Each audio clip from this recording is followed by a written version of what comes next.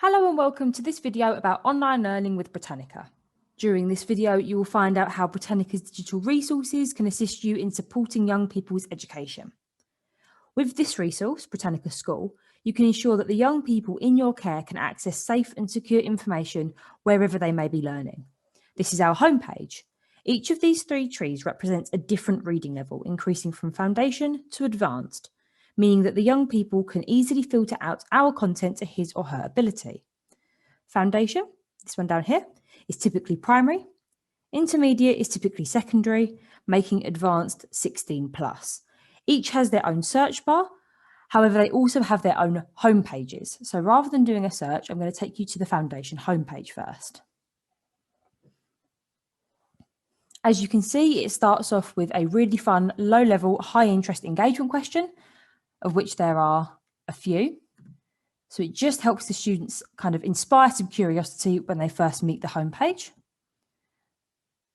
Scrolling down, we have ways to explore our articles, our images and videos, as well as our biographies. So browsing rather than doing a bit more of a free search. This area at the bottom, fundamentals, will open up a whole new window on your desktop, and it essentially is aimed at early learners. So there are numeracy and literacy games in there. There is an interactive map to learn about different environments. There is a space to create and play, and there's also some audio books in there as well. We're aware that the animal kingdom is a big part of primary learning. So this is a whole different feature in here, specifically to search for animals by group. And by following this purple button, you can also filter by habitat as well if we're doing your environments. Here are a host of geography tools. So World Atlas is a Britannica overlay on your stereotypical street view. So if you're learning about a country or a city around the world, you can only find that place on the map and kind of drop into a street, but you can also see relevant people, places or things and the article about that. You can see the article on the country or the place itself, and you can also kind of get some data on that as well. Look at how big the country is, things like that. On that note of statistics and kind of fun facts, this compare countries tool does exactly that. It compares the statistics from one country to another, allowing students to look at things like how big that population is, how many people live there, how large the actual area of the country is, who's in charge, what money they use, things like that.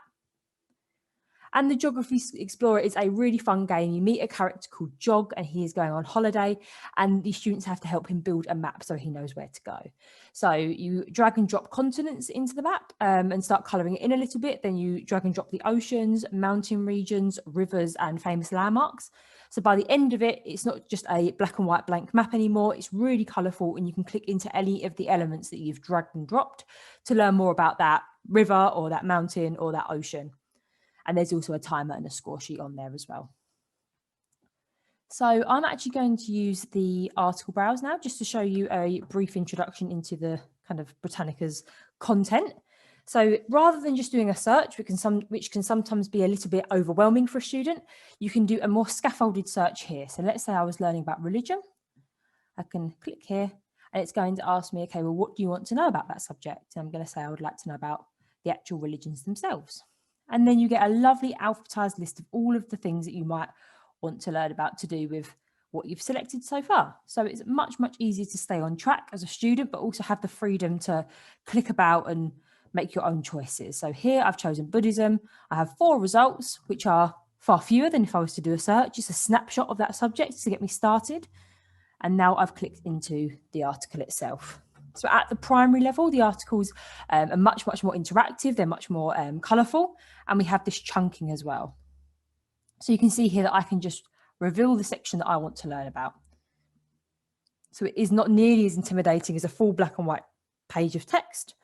We have the ability to double click on any word to get the definition and have that read aloud. And we can also have the entire subsection read aloud to us as well. As it reads it along, you also have a yellow highlight. So this is fantastic for any reluctant readers, any dyslexic students. Yellow is the best colour to help them focus. But it's fantastic for any older students who might be using this tool to revise and to reflect on a subject as well. So we do have a toolbox here, but the first thing I'm going to show you is this reading level. So we went through that first tree at the beginning, the foundation primary area. Let's say my student is confident in this subject now, or perhaps they're a little bit older. I can actually click up to reading level 2, and it will take me out of foundation and put me into intermediate. Now I can read the secondary school version of this article.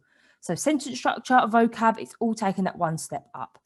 If, however, I was teaching a mixed ability classroom and actually some of my students were reading at level 2, some of them were reading at level 1, but the ones at level 1 might be slightly conscious of the fact that their page looks a lot younger than this page in front of us now, I can go through that secondary intermediate tree at the very beginning and then actually identify that I would like read level 1 reading level, please. So that's going to take all of the text that we just saw in that chunked information, but it's not going to present it to us in the same way anymore. It's identified that I'm a secondary student and I would like to look at the more grown-up version of the same article. So you can kind of read level 1 in 2 different ways. It's a bit of a special level like that. And it just allows mixed ability groups to learn side by side without kind of knowing the difference. So just now we're in the level 2 article. I can still double click on any word to get the definition, and I still have that listen aloud tool here. Only it's not in that kind of chunked subsection anymore. We don't assume the students will rely on it quite as much, so that's why it's up here. We can also send, really important when learning from home, keeping that line of communication open. We do integrate with both Teams and Google Classroom. You can favourite any piece of content you find to come back to it later, either as a student to build projects or as a teacher to build lessons. Printing is really simple. It will not print this big picture here. It will not print the URL. It just kind of makes a worksheet for you. We also have the option to cite. So any students that are looking for them top grades, they have the ability to select from 4 different citation styles, and then they can copy and paste this into their bibliographies. If any of your school have additional languages spoken, you can actually translate this into over 120 different languages on here. So translating into Arabic, for example, not just fantastic for students. Obviously, you might have some students that could read level 2, but maybe they could read level 3 if they have the support of their family language, but also fantastic for parental engagement. So that's one of the biggest feedbacks we've been given by our customers on this tool. And we can also hover over any sentence and have it back to us in English. We are an English speaking resource, and this is purely there as a support for them students. Fantastic. So this is the kind of typical way to navigate one of our online articles. We have the table of contents here, so it's really easy to navigate. I can select on images and videos to take us into any of the media from this article, and I can also see any related articles, primary sources and ebooks, or web's best sites. So any students doing project-based learning, this is a really important tool to help them progress their study. Now let's do a search. So I'm in the intermediate database now, the second tree that we saw, and I'm going to search for Earth. So this is our search results page. So as you can see, there are lots of different types of content that we offer at Britannica. The first are articles. So articles are written by our own in-house editorial team. They are all educationally minded, non-controversial and non-political. Next, we come to images. So both our images and our videos are completely copyright cleared. So teachers can use them for their lessons, students can use them for their coursework, and we also offer the option to download our videos offline as well. So clicking into more reveals the other resource types that we offer, including a dictionary definition, which is great for learning new vocabulary, and also journals. So the nature of an encyclopedia is to be non-controversial and just displaying the facts. However, the nature of a student is to have a perspective and a point of view. So these debates and opinions can be found in these journal articles. We can also drop down to level 1 to reveal some more interactive magazine style content. So next are our web's best sites.